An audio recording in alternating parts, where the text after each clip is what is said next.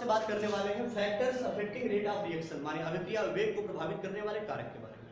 देखिए अभिक्रिया का वेग क्या होता है आप जान चुके हैं। हम आपसे ये बात करने वाले हैं कि आखिर कौन कौन सी ऐसी चीजें होंगी अभिक्रिया में जिनकी वजह से अभिक्रिया का वेग बढ़ या घट जाएगा।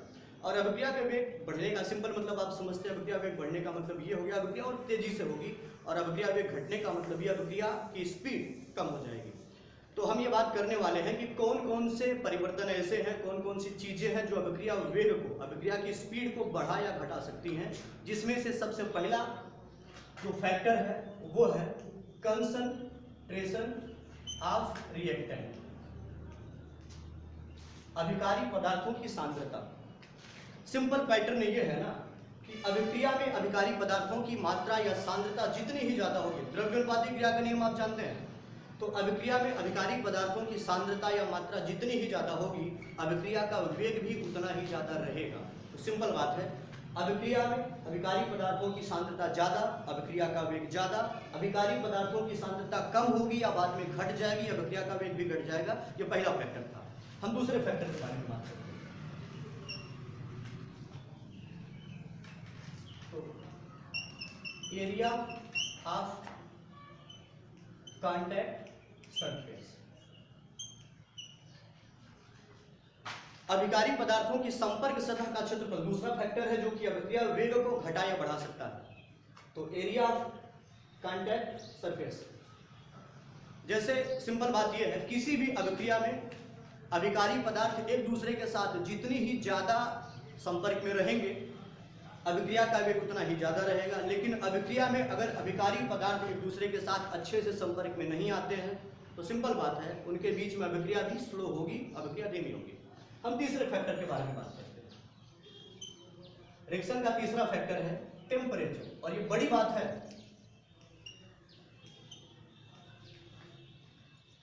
रिएक्शन का जो टेम्परेचर होता है वो भी अभिक्रिया वेग को प्रभावित करता है। कैसे वो समझें आप, यहाँ पे आपको ज्यादा ध्यान देना पड़ेगा। जैसे होता यह है कि किसी भी रिएक्शन में रिएक्शन का टेम्परेचर बढ़ाने पर हमेशा अभिक्रिया वेग बढ़ जाता है।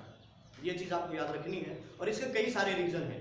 जैसे अगर हम ये बात करें कि रिएक्शन में रिएक्टेंट का या अभिक्रिया का टेम्परेचर बढ़ाने पर अभिक्रिया वेग बढ़ता क्यों है, तो सबसे पहला रीजन आप समझते होंगे कि अभिक्रिया को जैसे ही हम टेम्परेचर देंगे उसमें जो भाग लेने वाले अभिकारी पदार्थ हैं उनके जो अणु हैं उनकी ऊर्जा बढ़ जाएगी, और उनकी ऊर्जा बढ़ने के नाते उनकी गतिज ऊर्जा बढ़ जाएगी, और गतिज ऊर्जा बढ़ने के नाते उनके बीच में टक्कर या प्रभावी टक्करों की संख्या बढ़ जाएगी, माने ज्यादा अभिकारक उत्पाद में परिवर्तित होंगे, माने अभिक्रिया का वेग बढ़ जाएगा।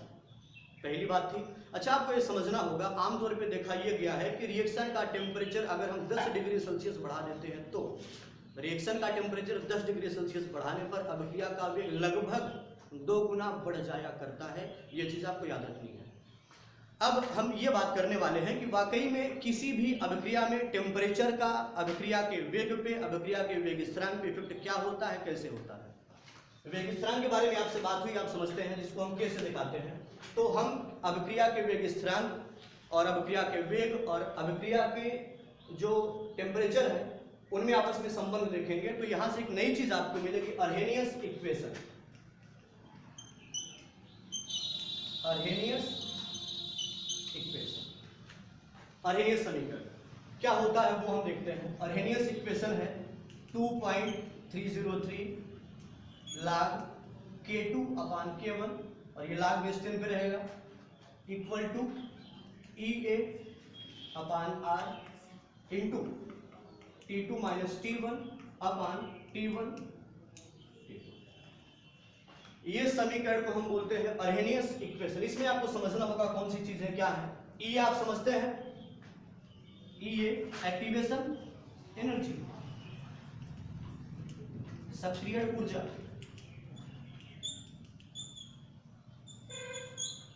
R यूनिवर्सल गैस कांस्टेंट,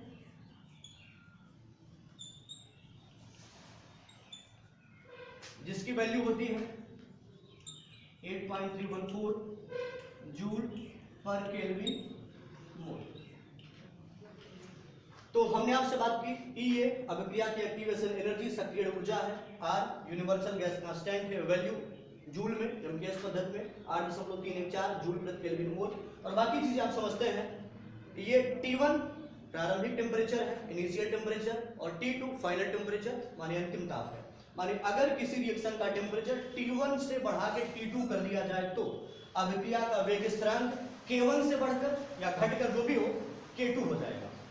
आपको ये समझना है कि रिएक्शन का टेम्परेचर शुरू में T1 था, बाद में रिएक्शन का टेम्परेचर T1 से T2 परिवर्तित कर दिया गया, और तब अभिक्रिया का जो वेग स्थिरांक था, वेलोसिटी कांस्टेंट K, वो भी K1 से बदल के K2 हो गया। माने T1 टेम्परेचर पे वेलोसिटी कांस्टेंट K1 है, लेकिन T2 टेम्परेचर पे वेलोसिटी कांस्टेंट K2 है।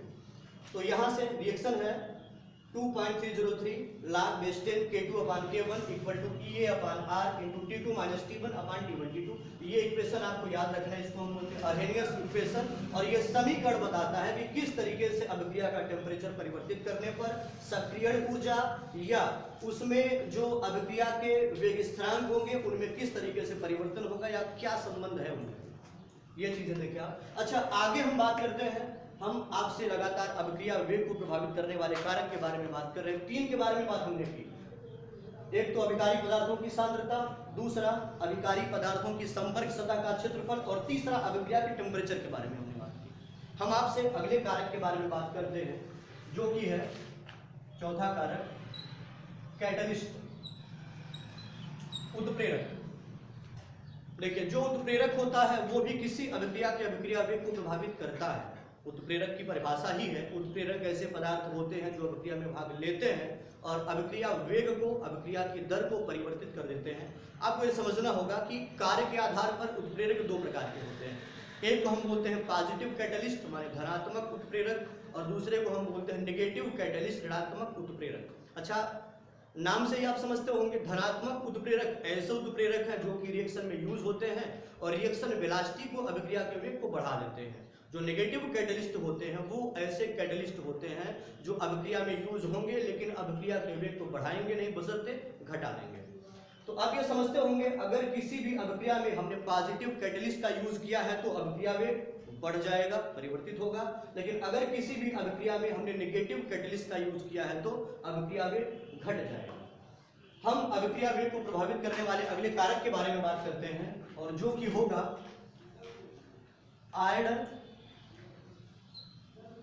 Order of